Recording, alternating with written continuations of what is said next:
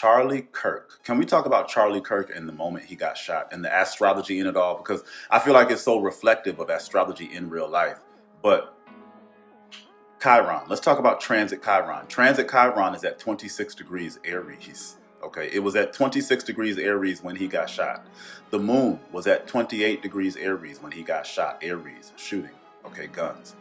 Chiron and the moon in Aries were opposing his Libra sun.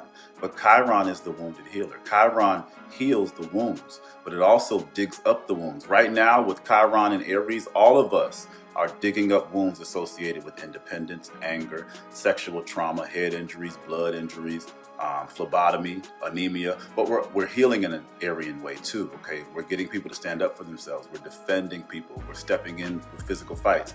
But this was the universe exposing the wound and then healing it. With Chiron being in Aries, it's been there, 4 or 5 years, but all the gun law stuff in America, huge.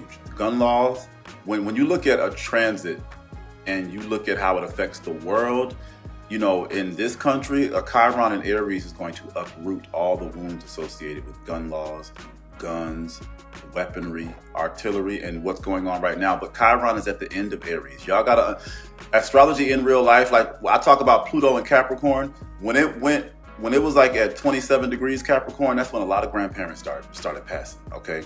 When it retrograded back into Capricorn, that's when Whitney Houston and Mariah Carey's mamas passed away the same year, okay? Chiron at the end of Aries is, every entity has a purpose. Chiron, its purpose in Aries is to expose Aryan wounds, okay? It's gonna amp it up as it moves closer to Taurus, and it is right now. It's not playing with us. So we got Chiron in Aries, gunshot, next to the moon, okay? Chiron next to the moon brings Chiron closer to home, okay? Chiron does not play. It was opposing that man's Libra sun, okay? The sun is the stage, the pride. He was on stage, okay? Let's talk about how Lilith in Scorpio was just conjunct his Mars in Scorpio. Mars, Scorpio, and Lilith all have a lot to do with death, okay? And obviously Mars has a lot to do with death, quick and sudden death. Mars rules Scorpio, okay? And this happened during a Mars-ruled moon. But Lilith in Scorpio, baby, if it ain't working for the world right now, it's dead. Lilith is one of the only things that eviscerates a bit deeper than Scorpio, okay? So you have Lilith, and now it started conjuncting his Mars a while ago, but his Mars, gunshots, Scorpio, death, okay? Lilith in Scorpio next to a Mars, if you ain't doing right, you out. Let me tell you, a Pisces North Node is nothing to play with. Anything that's not, Lilith in Scorpio, don't tell me it was, oh, baby. Oh, shit. Lilith in Scorpio was directly trine the North Node in Pisces. Baby, vaporized his ass. Yeah, this right now, they were both at 18 degrees. They were perfectly trying each other. That's a recipe for spiritual growth and spiritual money right now. That's why my credit limits are increasing. I'm getting so much. I'm waking up to $500, $1,000, people booking readings. It's good and bad. Everything is good and bad. If you've been doing right now, you're getting your spiritual inheritance. Scorpio is all about debt, but it pays us back too. Lilith and Scorpio, Pisces is generational and spiritual debt, or what you're owed. With Lilith and Scorpio trine, yeah.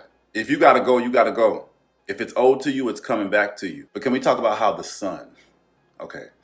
So, oh Lord, Lilith and Scorpio was directly trining, okay, the Pisces North Node, but it was also directly sextile the Virgo South Node, the Virgo Sun, and the Virgo Mercury. So the Sun in Virgo and Mercury in Virgo were directly conjunct the South Node. That's cleanup.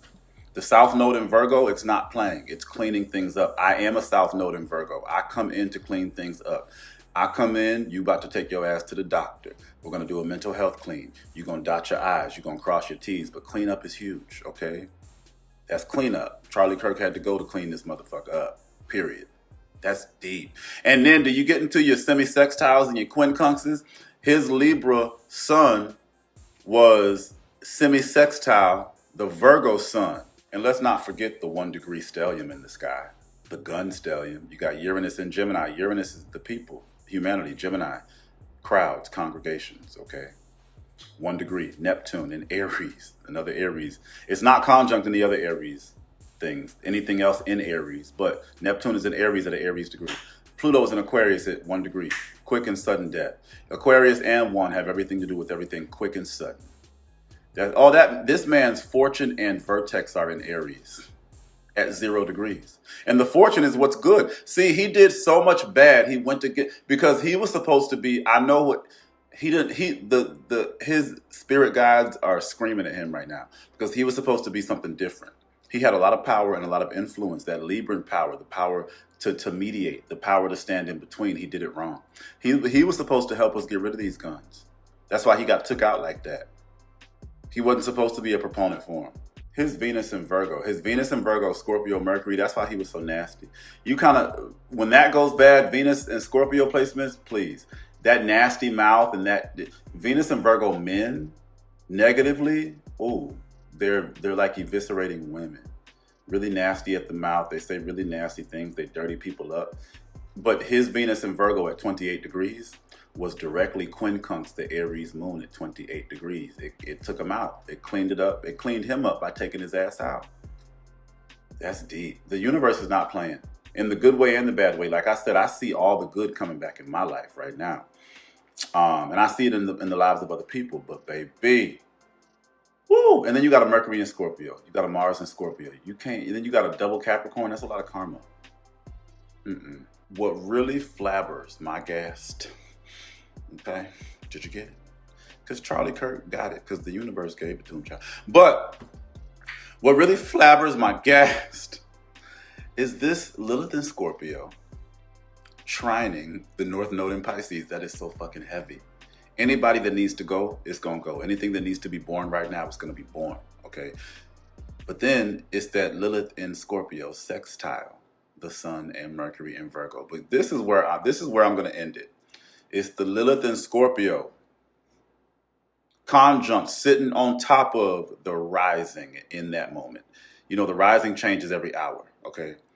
In that moment, we were at the end of a Scorpio rising.